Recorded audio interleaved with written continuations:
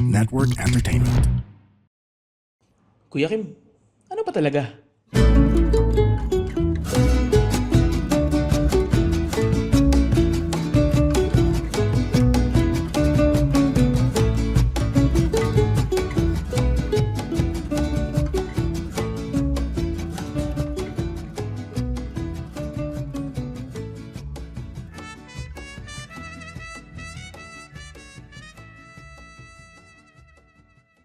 Magandang araw sa inyong lahat. Welcome to Ano Ba Talaga? Ito po ang podcast ni Kuya Kim. We talk about anything under the sun. Dapat matuto kayo, matuwa kayo, ma-inspire kayo. Kung ano man ang kalalabasan nito, basta para sa inyo po ito. Ano Ba Talaga?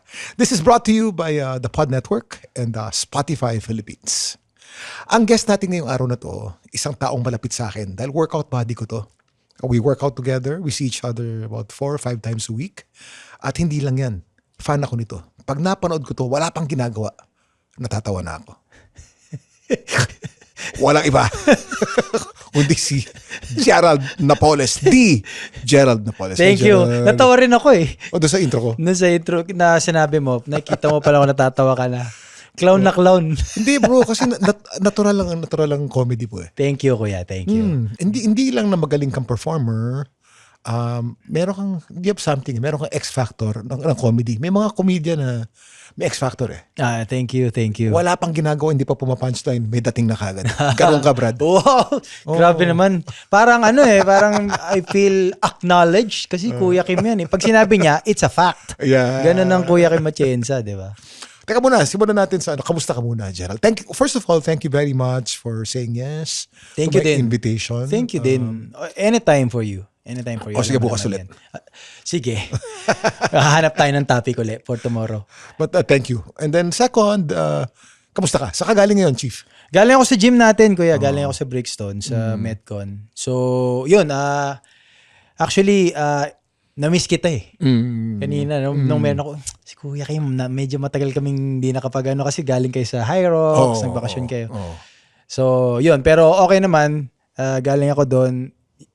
Basically, ang araw ko ay umiikot sa, in the morning, I work out.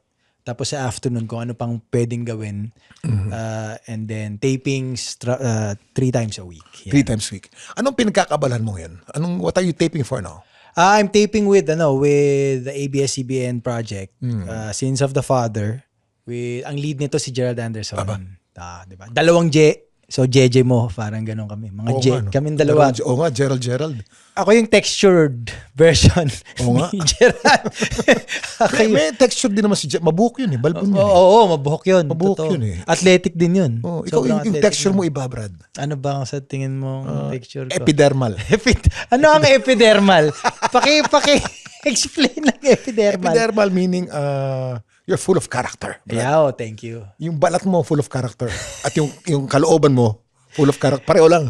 Pag nakita mo yung balat ni Gerald Napoles, iisipin mong madaming pinagdaanan tong taong to. Ganong level. Totoo. So, ayun kuya, nagtitaping ako ng 3 times a week. Pero ngayon, tapos, pag hindi ako nagtitaping, other focus namin is either content creation kami ni Kim.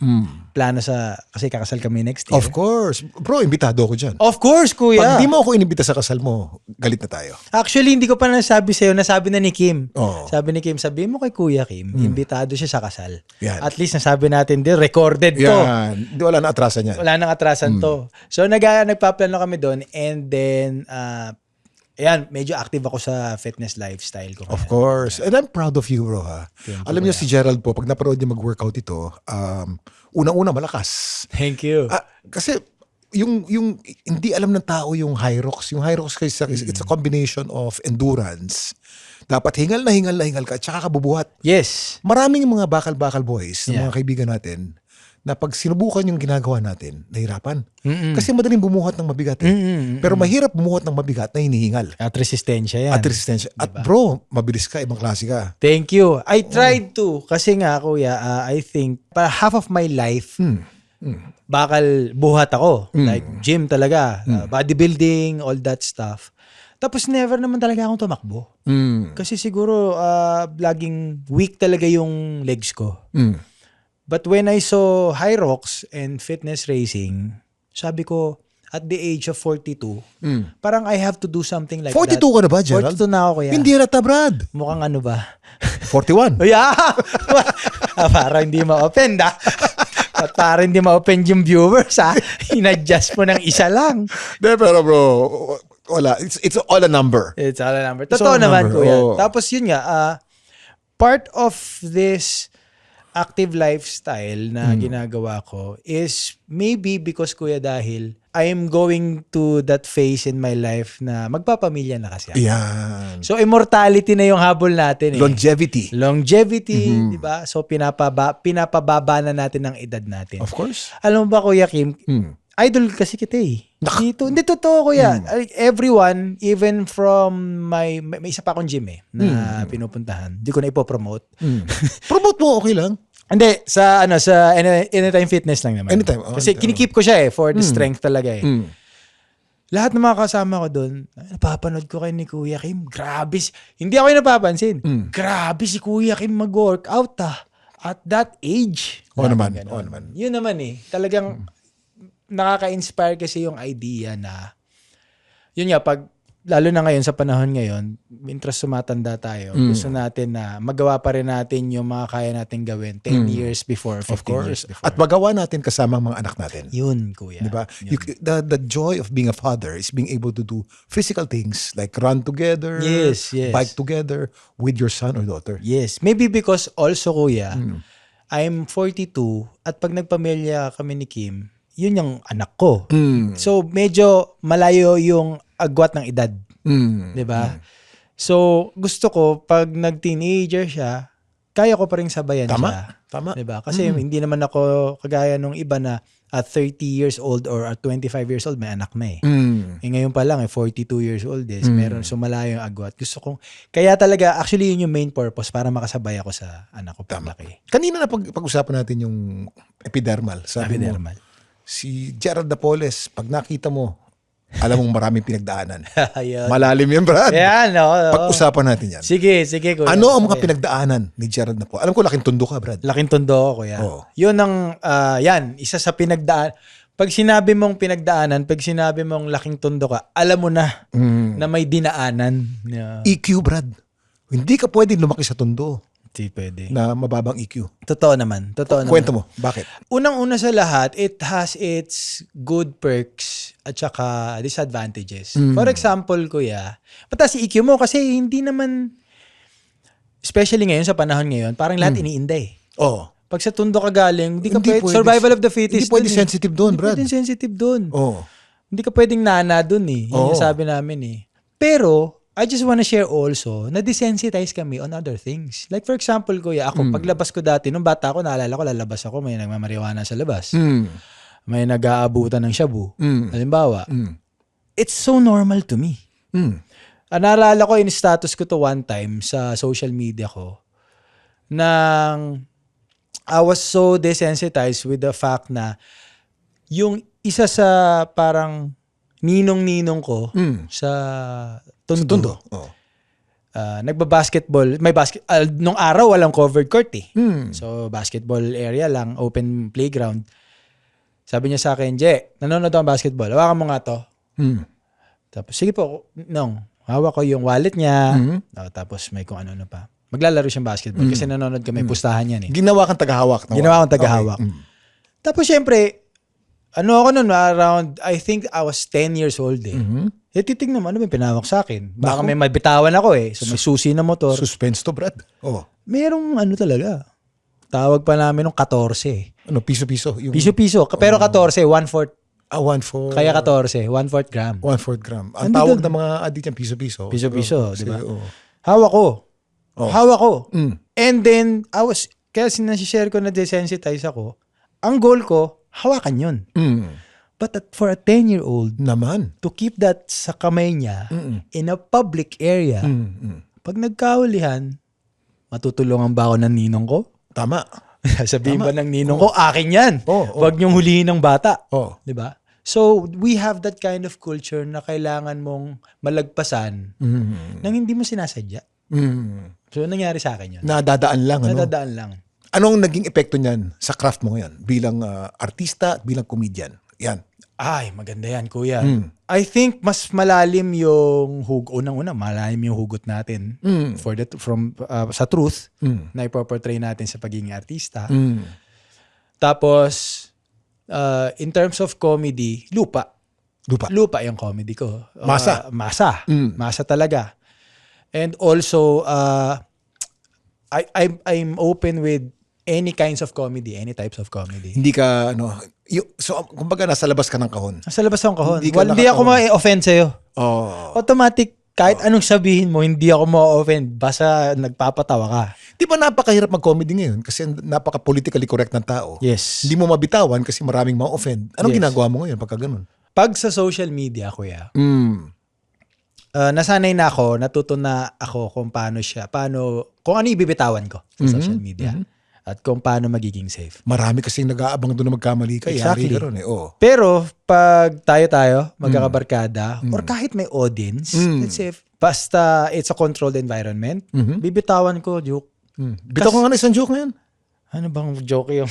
yung tipong may Yung tipong, yung not politically correct.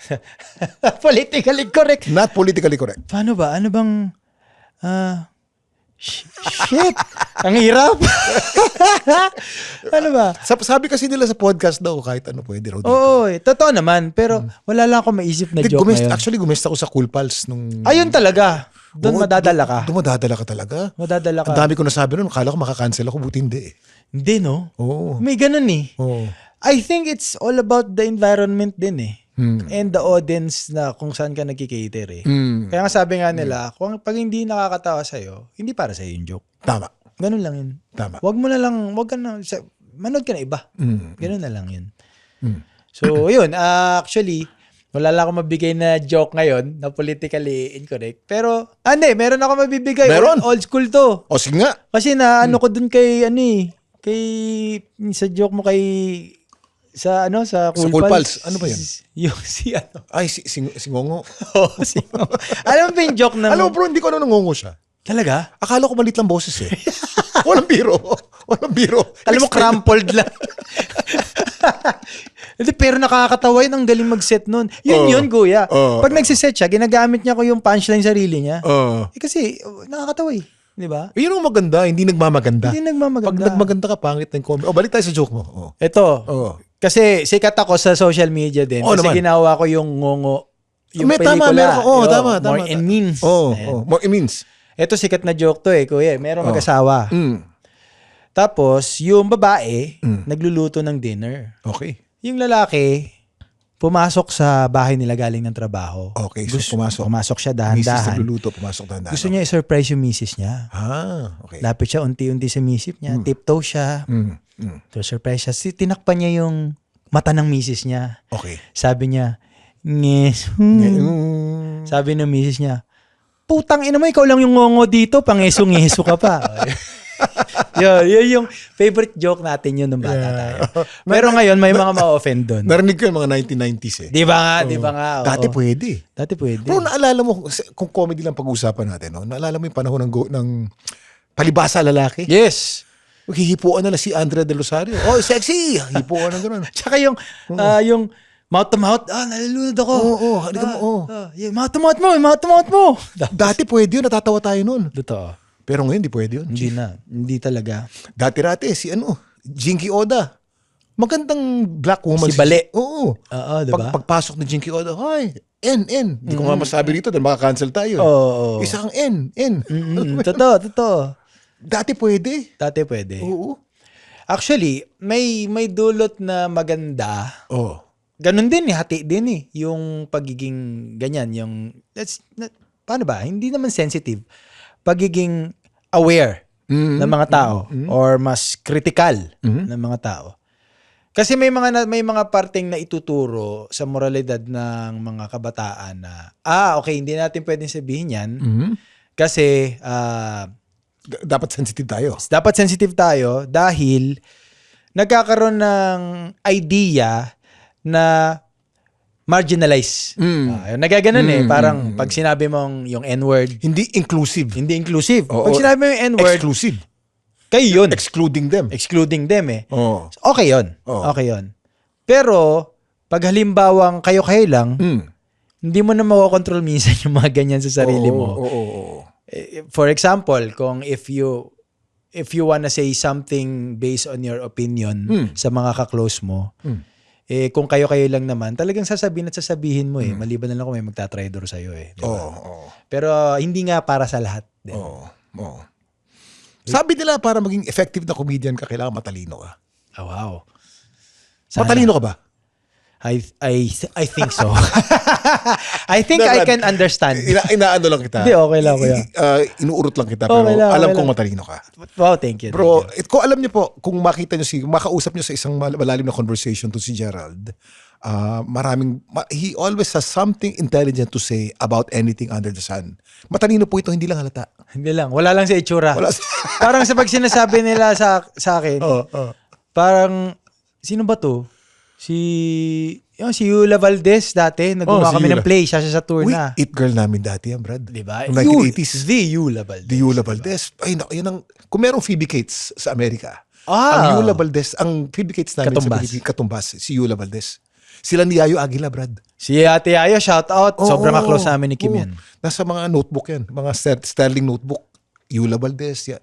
Bakit inaano namin yan, tinatago namin yan. The Tapos hot mama Hot Diba? mama na ngayon. Hot mama. Dati hot babe pa lang. Hot babe pa lang. Hot babe. Tuloy mo yung kwento mo. Sorry. Sabi kasi naging close namin kasi siya ang original Shasha sa tour na. The musical. Of course. Tapos part ako ng original cast ng Shasha sa tour na.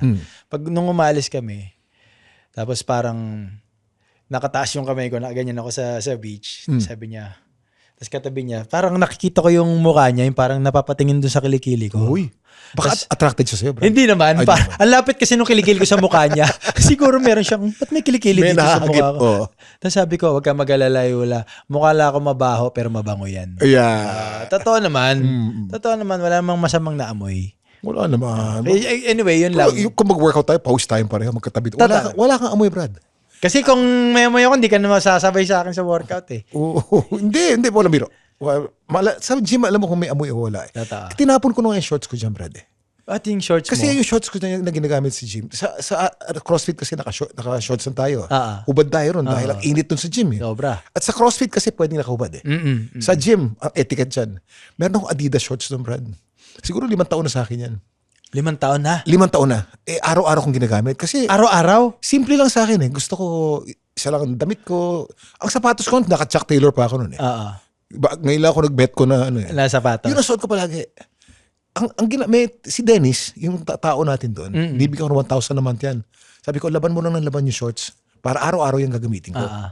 Chief, kahit nilalaban, pag pinawisan ka, pag tumubo yung mga bakterya doon sa singit-singit, masangsang, Brad.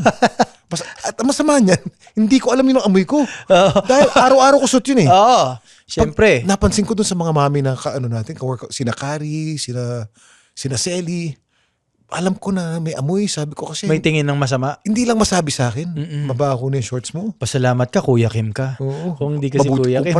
Kung hindi ako Kuya Kim, yari ako. Oo, kung hindi kasi Kuya Kim, napagsabihan na namin. Respetado ko to, the Kuya Kim to. Pero masangsangan na. Ito po, pag may shorts kayo, kahit nalaban nyo araw-araw yan, dahil sa pawis na nanunuot dun sa mga siksik na mga fiber, nagiging bacteria yan. Pag pinawisan ka, na-activate. Pag nag-activate yan, ako. Tsaka araw-araw mong pinapawisan. Araw-araw kasi. So ngayon, tinapon ko na siya. Okay. Ginawa ko yung basahan natin doon, Okay. shorts ko dati yun. Talaga? Oo. So, basahan na Meron siya. ako dalawa na yung bago ko. So, basahan na siya, Kuya Kim. Pinawa muna siya doon. So, ibig sabihin, kinakalat mo yung bakterya mo doon sa gym natin. At least sa sahig. Sa sahig. Oh, di ba? Doon, marami namang bakterya doon in the first place. Nagsama-sama lang sila. May gobyerno na ang bakterya doon sa atin. Hindi naman. Uy, malinis yung gym natin. Napakalinis yung gym natin. Hey, his name is Chico Garcia. And his name is Gino Killiamore. And together, we are Only Fun. That's right, for only $12 a month. But if you're willing to pay, why not? No, we're from a podcast that talks about movies, TV shows. Basically, we do reviews of K-dramas, whatever really. Whatever is on streaming, whatever is on cinemas. We also get to occasionally interview celebrities, actors, directors. And of course, infused with our own witty brand of humor and slice of life. Wow. I guess we don't infuse a lot. Check it out. Alam mo, yung gym natin, bro, I look forward to that eh. Kasi number one, community. Community, totoo. Oh, pag nakita ko kayo ron, tsaka iba-ibang level natin, may magaling, may hindi magaling, pero pag nagsama-sama, tulakan. Totoo. Di ba, mapupuwersa kang galingan kasi yung isang misis dun, malakas sa'yo eh. Correct. Di ba? O mabilis sa'yo. Yan. Have you ever, kuya, lagi ba na ikaw have you ever been like that na kahit sa ang community, ikaw yung parang, I think kasi parang kahit anong pasukan mong community, hanap-hanapin ka. You're the it guy eh. Naku, Parang ganun eh. binabola mo ko, brad. Hindi, kasi yun yung dating mo sa amin lahat eh. Parang si Kuya Kim, si Kuya Kim. Pare, pag namatay ako, mamimiss mo ako. Oo naman. Huwag muna ngayon ha. Huwag ka muna ngayon mamatay ha. Kasi atin ka pang kasal eh. O nga pala. Bro, hindi, ganito. Gusto ko sa kasal mo, bro, may role ako. Okay. Kahit na dun sa mass mo, may mass ba yan? May mass mo. Kahit na pabasahin mo lang ako ng first reading or second reading. Okay, Kuya. Yan. Oh. Ayan, ayos ha. Kasi natin to sa podcast may nangyaring bro, something Gerald special. Napoles. Thank you, Kuya. Yan. Sobrang thank you. Wow, salamat. Sa usapan natin, gumulo eh. Hindi, usapan natin. Hindi mo kalain matalino ako. Hindi ko akalain na patay. Si Gerald kasi bro, ayan kasi ang ng comedian eh. Pag napatawa ka ng isang comedian, mamahalin mo yan. Pero normally, ang nasa utak, yan, hindi yan matalino. Nakakatawa lang yan. Actually.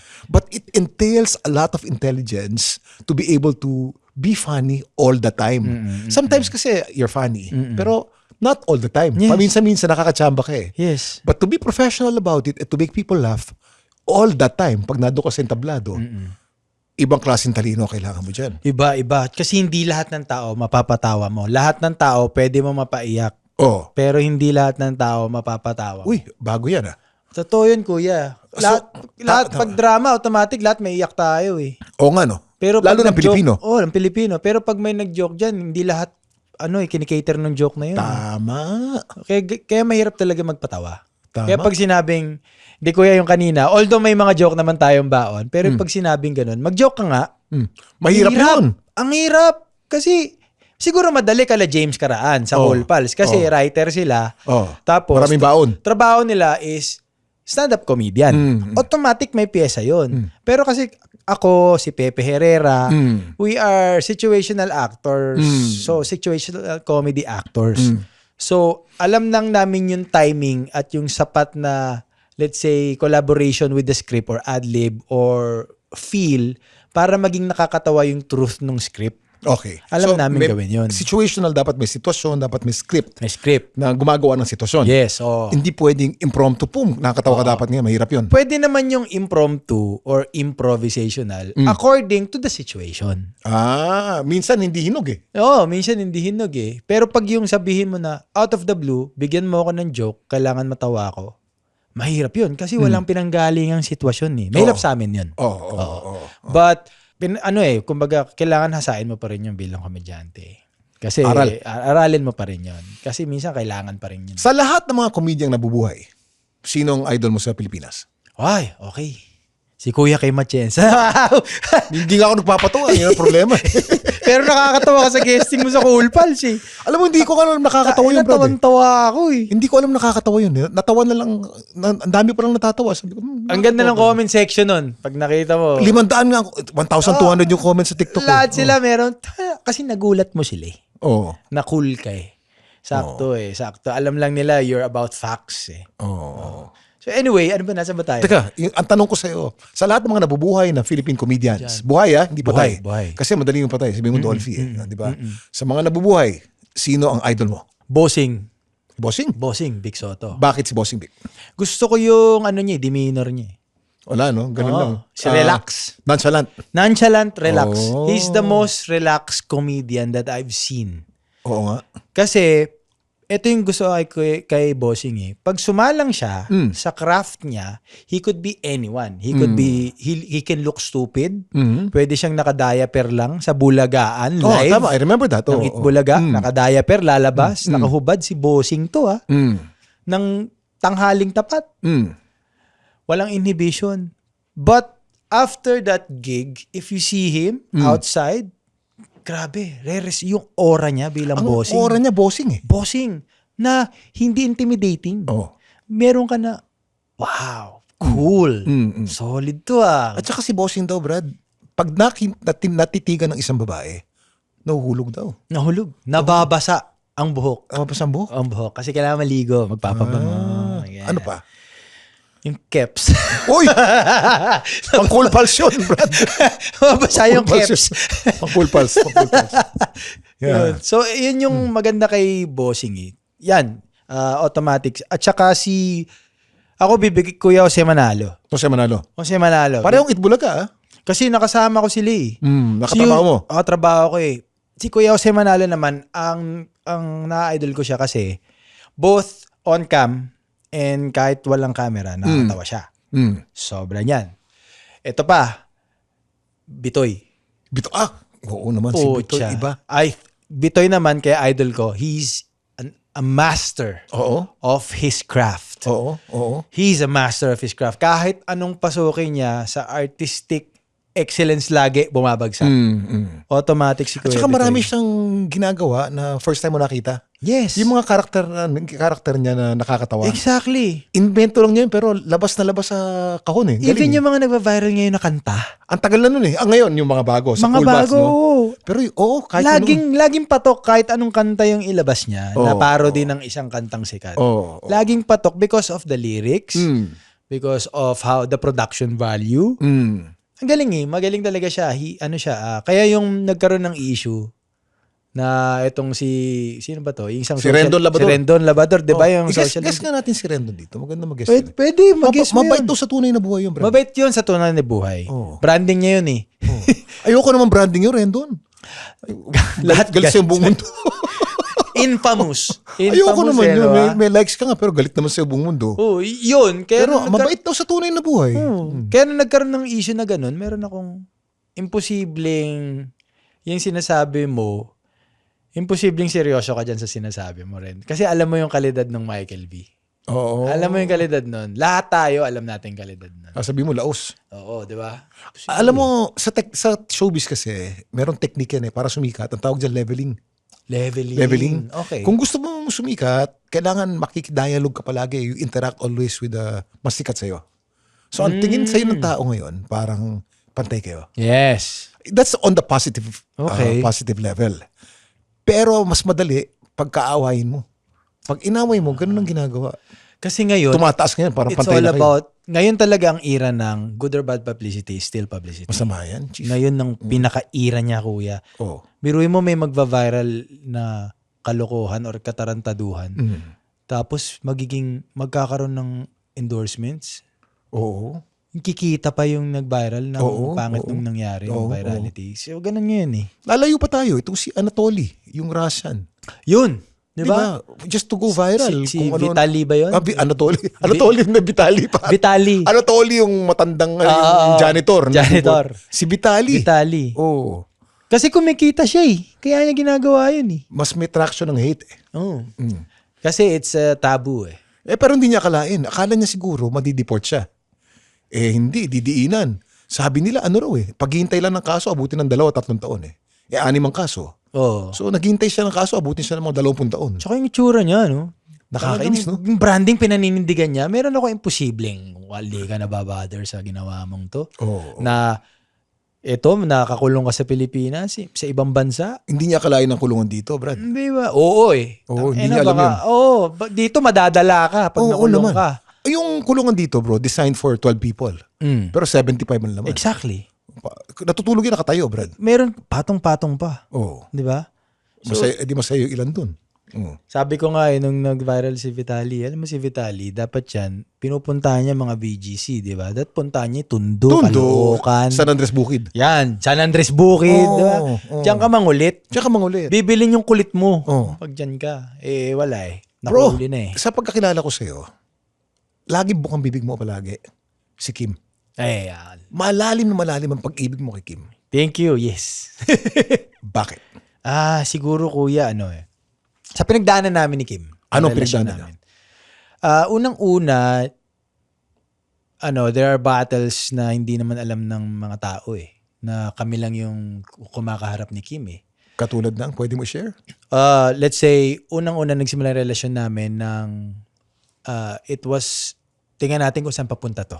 Ano yan? Taon. Panahon ng Rock of Ages. Yes, taon umabot yun. Tapos, umabot sa ang unang pagli-live-in namin, pandemic. Nako. Oh. Live-in, Trial yan. pandemic pa. Oh. Tapos, lockdown pa. Buti hindi kayo naghiwalay. Yun nga eh. Oh. Grabe yung mga away namin nun. Talagang away talaga. Kasi huli yan ng ugali. Tapos, doon din namin na-test na, kasi doon mo matetest eh. Ano ba, ikikip ko ba to? Tatagal ba ako dito? Oh. Kasi grabe ng away namin eh. Mm. Tapos pandemic pa. Eto ano ba, pag natapos pa yung pandemic, eto pa rin ba? Ano ba yung cool, ano ba yung hindi ko pa na-experience sa life? Mm. Diba? Baka naman meron pa. Kasi pag eto na yon, ibig sabihin tatanggapin ko ng eto na yung next level ng buhay ko. Mm. Eh lahat yun na-affirm din na, hindi, si Kim talaga eh. Ah. Tsaka si Kim, kuya, Kim, Mm. ay may mga ginawa siya sa akin na I don't think gagawin nung mga past relationships. Katulad ng? Unang-una, kuya, of course, during the time sa pandemic, ito hindi alam ng mga tao to. Mm. During sa time ng pandemic, halinhinan kami sa gastos eh. Oo. Walang racket nun. Walang racket nun eh. Tapos, may mga time na talagang siya yung mas gumagastos on my behalf. Mm. Tapos, nakita ko yung concern niya dun sa mga bagay na hindi naman niya kailangang pakialaman. Mm. Like for example na, kamusta yung yung mortgage mo, Mm. yung amortization mo. Mm. Okay pa ba? Bayaran mo na natin ng buo. Galing. Kasi, alam mo, hindi dapat mawala yan. Mm. Kasi investment yan. Investment mo yan. Ang galing. Kung hindi nagka-pandemic, hindi ka naman mahihirapan para itaguyod yan eh. Eh, alam kong nahirapan ka ngayon. Eto, hati tayo. Sige, eto muna, gamitin mo muna to. Mm. And in return, pag siya naman, ako naman, all out, hindi ko na iniisip. Hindi ko na iniisip, of course. Eh. Alam mo yung kaya siguro nakita mo yung ganong pagmamahal ko kay Kim. Kasi pag yung partner mo sa buhay, nakasama mo during the times na pwede kang bitawan dahil hindi naman niya deserve din maghirap. Oh. Dahil sa paghihirap mo. Oh. Pero sinamahan ka? Galing. Medyo na yun. Yun na yung sign. Mm. Yun na yung checklist mo eh. Parang naiyak ka, Brad. Hindi naman. Ginawa. Hindi Tears naman. of joy. Tears of, emotional outburst na kung pag naalala ko yung mga binigay namin sa isa't isa ni Kim na effort at pagmamahal, yung parang, salamat at may Kim Molina. Kala ko Chensa, Brad. Kim Atienza. Salamat may Kuya Tim Atienza. Di ba? Oh, nasa harap mo ngayon Yan. si Kim. Ayan. Ba't ka nandyan? Huwag yun, Ako lang Brad. yung guest dito eh. Anong gusto mo sabihin sa kanya? Hugutin mo ng gusto galing sa loob ng puso mo, Brad. Tignan mo kung ano yung pinakamalalim. Anong gusto mo sabihin kay Kim yan? Ayan. Ang tawag ko sa kanya, me. Me. Ang unang-una kong sasabihin sa'yo ay maraming salamat dahil pinapasok mo ako sa buhay mo. Hindi madaling makisama sa isang tao na iba ang kultura at iba ang ugali. During the times na napakahirap din i-figure out ng sarili mong ugali. Maraming salamat dahil ikaw ang nagiging... Sabi ko sa kanya to mismo, Kuya Kim eh. Sabi ko, alam mo, me, buti na lang nandyan ka kasi yung mga pangit kong ugali natatama ng mga magaganda mong ugali. Kasi syempre yun yung pinag-usapan natin kanina galing akong tundo eh. Desensitize ako sa ibang bagay eh. Si Kim naman mas protected. Protected siya eh. Maganda pagpapalaki and everything. Ba't di maganda pagpapalaki sa'yo, Brad? Sa skin ko. Hindi maganda yung pagpapalaki sa skin ko. Diyos ko, ang skin pa naman, pag hindi na palaki na maganda, yun na yun. Bro, sabi mo ano yan? Pinagdaanan. Pinagdaanan talaga. Patina. Mas bro, yan ang mga lalaking may patina. Malakas ang appeal niyan, Brad. Yeah. Pag nakita ka ng ni Kim, kunyari hindi pa kayo, this guy is full of character. Kaya nga na-inlove sa akin. Oh, matiisin to. Macho to. Bro, tignan mo naman. Yung Marlboro Man, noong unang panahon. Puro patina yung Brad. Nasa ilalim ng araw palagi. Yung commercial ng Marlboro, yung cowboy. Ang mukha nun, Brad, talagang patina yun. Oo nga, no? Oh. Lalo nung araw. Lalo nung araw. Kumpara mo naman sa mga ano ngayon, mga model ngayon. Pearly white ang skin, Yeah. shiny skin, di ba? Yeah. Nakapalda. Not, style nila yun eh. Pero iba yung may patina, Brad. Totoo. Yan, ganyan ang ano mo, ganyan ang appeal mo, Brad. May patina. This guy is full of character. Yes, ako yung 99% na germs na kailangan yung puksain.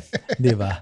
Ako yun. Tinatay mo na tayo. Oo nga 99%. Alam mo ba kung bakit 99% lamang at hindi 1,000? Oo nga. Hindi Ano, 100%? bakit ano bang meron doon sa 1%? Because of truth of advertising, bro. Walang kahit na anong antiseptic sa buong mundo that will kill 100% of germs. You know why? There are about 30 to 40,000 different species of germs. There will always be a certain percentage na hindi kaya nung Certain, sabon mo. oo. Oo. So palaging 97%, 98%, 99.9%, imposibleng 100%. Dahil sa dami ng species ng germs sa buong mundo. Yun yun. Oh. Truth in advertising. Nice. Thank you, kuya. Yan. Akala ko may politika lang ng germs eh. Oo nga, may exclusion. Brad. Exclusion. May politika ng germs eh. Totoo yun. Walang 100%. May natutunan naman ako sa'yo. What inspires Gerald Napoles? Actually, ano ba? Unang-una, my mom inspires me a lot. Ako po ay produkto ng single mom. Uy, Tapos, only child. only child. So, dalawa lang kami ng mama ko talaga. Kaya pala, punong-puno ka ng love, Brad. Isa ka lang eh. So, nakita ko yung paghirap ng nanay ko Oo. nung bata ako. Kaya lahat ng ito, bukod sa akin at sa magiging pamilya ko kay Kim Molina, nanay ko ay kasama dito sa journey na to. Siya laging iniisip ko. I would always want to reach the peak of the mountain so that I could help and provide for my mom and Kim and my future family. Kasi my mom has done all the things na wow. Kulang ang maalaala mo kaya or magpakailanman para sa ginawa niya sa akin. So I think she deserves all the best. And lagi ko sinasabi, actually pag natulungan ko yung nanay ko, mas maraming taong matutulungan ang nanay ko. More than ako. Ganun siya ka generous. pay it forward. Yes. Nasa Tondo pa rin ng mami mo. Nasa Tondo, ayaw niyo umalis dun eh. Oo. Kasi ano na Hindi yun ka eh. alis doon, Brad. Hindi. Pag nasanay ka ron, kasi lahat kaibigan mo ron eh. Alam mo, yung speaking of Tondo, no? Thank you for sharing about your mom, no? But speaking about growing up in Tondo or in San Andres Bukid, pag ninakawan ka ron, may tutulong sa'yo eh. Yes. Sisigaw ka lang. Pag sigaw mo ron, gugulpin yung magnanakaw doon eh. Sa isang gated community na puro mayayaman ang nakatira, pag pinasok ka nun, solo ka. Kahit anong sigaw mo, wala lalapit doon. Huwag na tayo makialam dyan. Oh. It's not our business, you It's know? not our business. Oo. Yes. But thank you for sharing about your mom. Of course, kuya. Of course. Gerald, medyo sayang kapos ang oras natin. Okay lang, okay lang. Pero thank you very much for coming. At basta si Gerald, he's one of my favorite gym buddies now and friends. Masarap ka workout ito. Talagang pag nag-workout ka kasama nito, he's very intense. Nakakahatak. Thank you. Enjoy ako mag-workout sa'yo. Ikaw din naman. Enjoy ko. Kaya nami-miss kita. Nami-miss kita kanina eh. Actually, nagko-compete tayo pero friendly competition. Yun naman dapat. Sumasabay ka sa akin, sumasabay ako Yun sa'yo, naman malakas ka sa iba. Ganun dapat. At ganun ang buhay. Ganun. Tama. Ganun ang buhay. And I'm happy for you, bro. I saw you when you were starting doon sa Rock of Ages and I saw your talent. Thank you. Gaano ka kagaling doon. At ngayon, #1 ka na sa Netflix palagi. And you deserve it because you work hard and you are intensely talented, bro. Thank you, kuya. Oh, kahit na Coming from you. epidermically different. Yes. The 1% germ. This is represent. Uy, hindi ka naman pipikon. No? Hindi, kuya. Ko pa, no? Di ba sabi ko nga sa'yo, kahit ano, hindi ako mapipigon. Bakit ka ganyan, kuya? Joke lang. Thank you. Thank you. Maraming salamat. Thank you. Hanggang sa muli, kuya. No, but tomorrow we'll Maraming see each other. Work out Yes. tayo sa gym. Same time. Yes. Same time. I see you. Okay. Maraming salamat. Again, nakasama po natin kanina si Gerald Napoles. Thank you very much for joining me in this episode with Gerald Napoles, the Gerald Napoles. Ito po ang Ano Ba Talaga with Kuya Kim, brought to you by the Pod Network and Spotify. And I'll see you again next week. God bless you.